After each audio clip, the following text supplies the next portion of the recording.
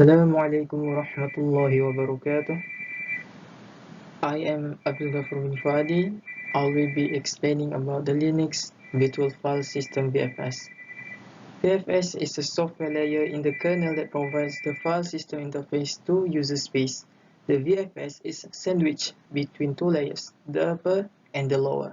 The upper layer is the system call layer where a user space process taps into the kernel to request a service, which is usually accomplished via libc wrapper functions, thus catalyzing the VFS processes. Next is the lower layer. It's a set of function pointers, one set per file system implementation, which the VFS calls when it needs an action performed that requires information specific to a particular file system. The VFS could be thought of as the glue between the user space applications requests for file-related service and the file system-specific functions which the VFS invokes as needed.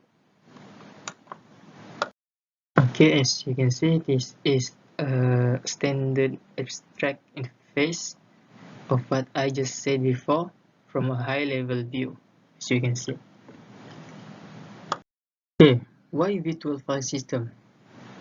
It acts as the interface between the user and the file's backing file system, masking any implementation details behind generic calls such as open, read, write, etc. Thus, VFS provides an abstraction within the kernel which allows different file system implementations. It also provides a standard interface used to allow a kernel to use various file systems. VFS is also responsible for file system locking, registering and mounting a file system, and file structure placement into the file descriptor table for the process.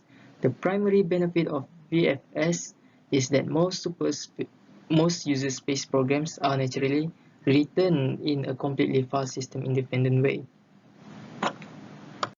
Okay, this is object of virtual file system. This includes 4 objects. Okay. Of course, there is more, but we will be explaining about this only first. So, the first one being superblock. This structure actually holds data needed for performing actions and the file system, such as mounting. Next is dentrace or dentries. This represents path names and are used to search through the directory entry cache or dcache for a specific dentry. Next is inodes. These represent objects within the file system and are used to keep track of files. And lastly, files. These hold information for each open file, such as cursor positions. Okay, we may proceed to explaining each of these objects. First one is superblock. This describes how the VFS can manipulate the superblock of your file system. Okay, as you can see, struct super underscore operations. The following members are defined. As you can see, this is the list of things you can do in super block actually.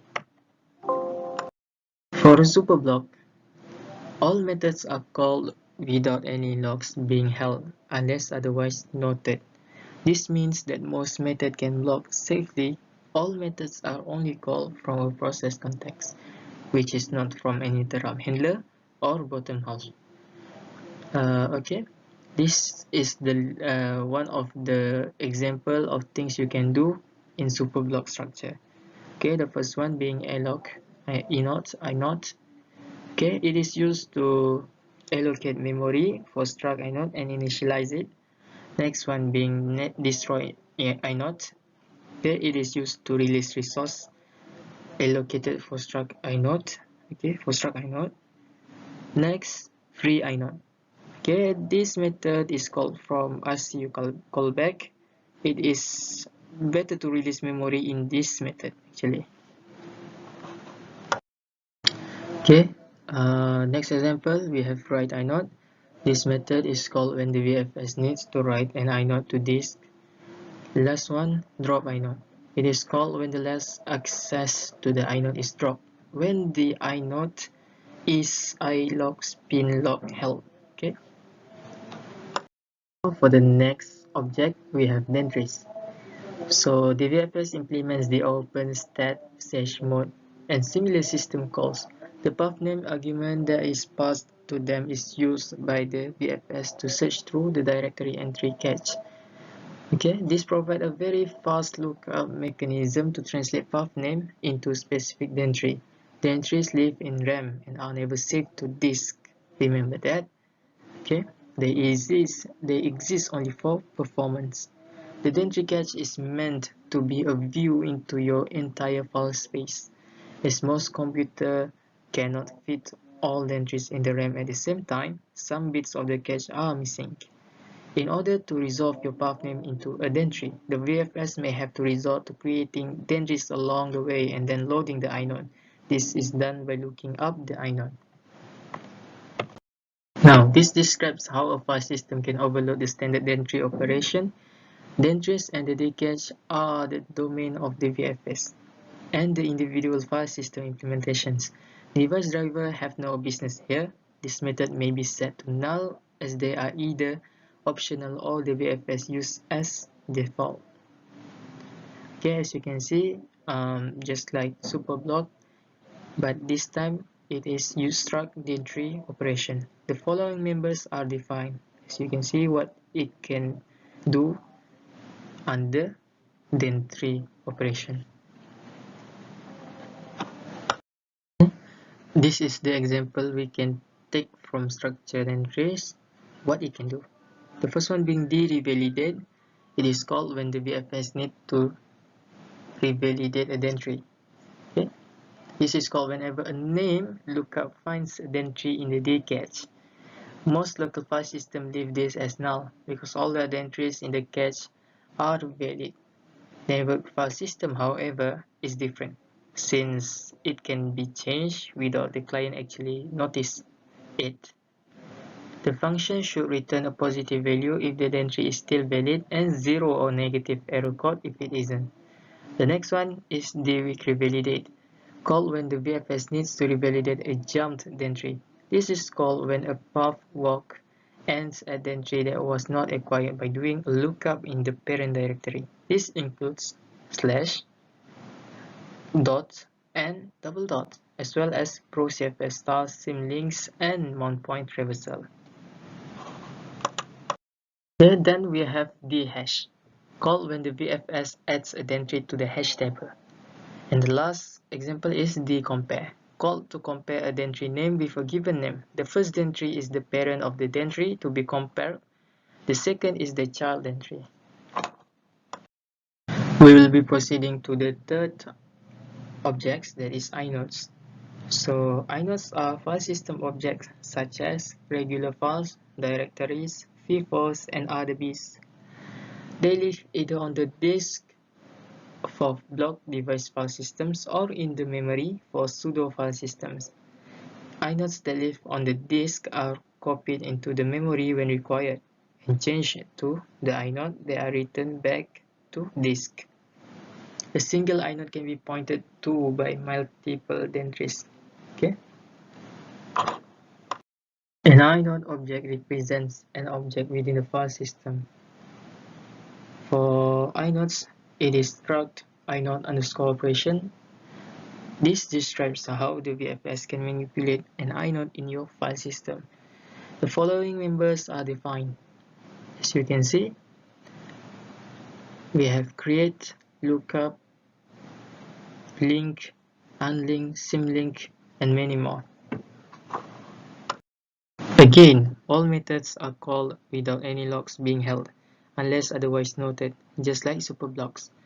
One of the things it can do is create, called by the open and create system calls, only required if you want to support regular files. Next is lookup, called when the VFS needs to look up an inode in a parent directory. The name to look for is found in the entry. Okay. Then we have link, only required if you want to support hard link. You will probably need to call the instantiate just as you would in the create method. Next is unlink, only required if you want to support deleting inodes. and the last one being symlink, only required if you want to support symlinks. And finally, files object. Opening a file requires another operation, which is allocation of a file structure. This is the kernel-side implementation of file descriptors. The freshly allocated file structure is initialized with a pointer to the directory and a set of file operation member functions. Okay. The file structure is passed into the file descriptor table for the process. Reading, writing, and closing files and other sorted VFS operations is done by using the user space file descriptor to grab the appropriate file structure and then calling the required file structure and method to do whatever is required. For as long as the file is open, it keeps the directory in use, which in turn means that the VFS inode is still in use. A file object represents a file opened by a process. This is also known as an open file description in POSIX parlance. Okay, here is the structure of files, which is struct file underscore operations. This describes how the VFS can manipulate an open file. The following members are defined. As you can see, it has llseek, read, write, read underscore iter, write underscore iter, and many more. Just like before, all methods are called without any logs being held unless otherwise noted. So as you can see, there's this is what files can do. The first one being llseek, called when the VFS needs to move the file position index. Next is read, called by read and related system calls. Next is read iter, possibly a synchronous read with IOV iter as destination. Next is write, called by write and related system calls. And lastly, write iter, possibly a synchronous write with IOV iter as source. As you can see, there's a lot more object in VSF, but we will only cover this. Thank you for hearing me to the end. Assalamualaikum warahmatullahi wabarakatuh. My name is Muhammad Dini Aulia bin Shamsudin. Metric number 2112073. Today I would like to present about Windows file system. As you can see, this is a diagram about Windows file system. There are file system which have directories and file systems. What is file system? In computing, file system controls how data is stored and retrieved. It is the method and data structure that an operating system uses to keep track of files on a disk or partition. Other than that, it separates the data we put in computer into pieces and give each piece a name. The data is easily isolated and identified. And information saved in a storage media would be a large body of data with no way to tell where the information begins and ends if there is no file system. There are five types of Windows file system. First one is FAT12, FAT16, FAT32, NTFS, and XFAT. We go, we will go through to three types of Windows file system only. First one is FAT32 in Windows. In order to overcome the limited volume size of FAT16, its supported maximum volume size is 2 GB. Microsoft designed a new version of the file system, FAT32, which then becomes the most frequently used version of the FAT, which means File Allocation Table. Next one is NTFS. NTFS is the newer drive format. Its full name is New Technology File System. Starting with Windows NT 3.1, it is the default file system of the Windows NT family. Other than that is XFAT. XFAT, which means Extended File Allocation Table, was designed by Microsoft back in 2006, and it was a part of the company's Windows CE 6.0 operating system. This file also was created to be used on flash drives like USB, memory sticks, and SD cards, which gives a hint for its precursors. Next, we move to the comparison among the three types of Windows file system. The first one, we have compatibility, we have security, supported file size, and supported volume size. We will go through all of it. The first one is compatibility. The three types can work in all versions of Windows. For FAT32, it also works in game consoles and anything with a USB port. For XFAT, it requires additional software on Linux. For NTFS, it is read only by default with Mac and may be read only by default with some Linux distributions. Next one is security. The files belonging to FAT32 and NTFS can be encrypted, but the files belong to the latter can be compressed. The encryption and compression in Windows are very useful. If other users do not use your username to log in Windows system, they will fail to open the encrypted and compressed. Next one, we move to supported volume size. For FAT32, the partition size is no longer than 2 terabytes, which means you cannot format a hard drive larger than 2 terabytes as a single FAT32 partition. Other than that, NTFS allows you to use 64 kilobyte clusters to achieve a 256 terabyte volume. Next one, we move to supported file size. For FAT32, it fails to support the single files whose size is over 4 gig, while NTFS file system can support the size of single file more than 4 gig, and other than that, for XFAT, the maximum size of single file in theory is 16 gig. In conclusion, compared with NTFS and XFAT, FAT32 comes in higher compatibility in old operating systems and removable storage device, whereas its features limit in single file size and partition size. And that is all from me. Thank you. Assalamualaikum warahmatullahi wabarakatuh.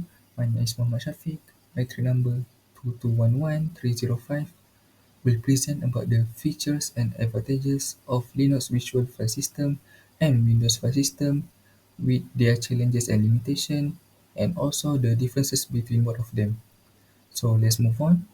For the first part is the features and advantages of Linux Virtual File System. Linux Virtual File System has powerful command line interface. The command line interface in Linux is an asset to power users and developers. It also has open source and collaborative. Linux, being an open source project, contributes to the development of many tools and utilities. It is constantly evolving through collaborative efforts from developers worldwide. Linux also has strict file permission. Intelligent file permissions ensure the security and privacy of system files and applications. Next is features and advantages of Windows File System. Windows File System has powerful search options. Windows provides a powerful and flexible search interface that allows users to find files more easily. It also has Active Directory integration. The Active Directory integration is a critical feature of the Windows File System, making it ideal for business environments. Windows also employs an easy-to-use graphical user interface that makes it user-friendly file management system. And lastly, robust integration with Microsoft products. The Windows File System integrates with popular Microsoft products for enhanced productivity, including Microsoft Office Suite and OneDrive file sharing services. Moving on to the challenges and limitations of Linux Visual File System. First challenge is First challenges is Linux Visual File System has complex learning curve. Linux requires knowledge of command line tools, which can be daunting for users accustomed to a GUI interface, especially for novice users. Secondly is the file mismanagement. Linux allows unrestricted access to system files, leaving it vulnerable to raw sources and errors. And lastly, for the device support, Linux is limited support for some hardware drivers, not updated regularly. Now for the challenges and limitations of Windows file system. Firstly, it has vulnerability to viruses and malware. Windows file system with its GUI-based interface and open sharing model remains vulnerable to malware and virus attacks, which can cause significant data loss. It also has expensive license costs. Windows file system has a high licensing cost, especially for enterprises, making it expensive to operate on large scales. And it also has issues with privacy. It is because Windows monitors user activities and collects data about the user system and activities, which can be a privacy issues. For the differences between Linux and Windows file system, firstly, for the file hierarchy, the Linux file system hierarchy is organized differently, while Windows continues with the traditional file path organizations. For the tools, Linux dominated with command line tools, while Windows has a powerful file explorer and PowerShell command line. For the ownership and permission, Linux file system strictly enforce ownership and permissions, while Windows employs a flexible permission model.